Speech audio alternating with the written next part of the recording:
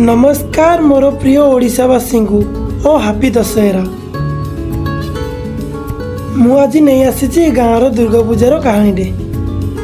आम गाँव में प्रत्येक वर्ष दुर्गा पूजा बहुत धूमधाम हुए। पूजा आसबार किछि दिन पूर्व समस्ते मंडप सजाई लाइट लगाई गाँव को आलोक रंगीन कर दियंती। छोट पिला माने नुआ पोशाक पिंधि खुशी रे झुमी थांती। सप्तमी दिन ठारू माँ को आनी मंडप रे बसा जाए। सेठी ठारू दशमी पर्यंत गाँव रे भजन कीर्तन और नाटक होता है और गाँव रे मेला लगी था। छोट छुआ मानक मुहरे खुशीर आनंद। महिला माने घरे पिठापଣା करती और पुरुष माने डीजे लगाई नाचती। गाँव दुर्गा पूजा केवल एक पर्व नुहे, यह आनंद और प्रेम और एकतार पर्व।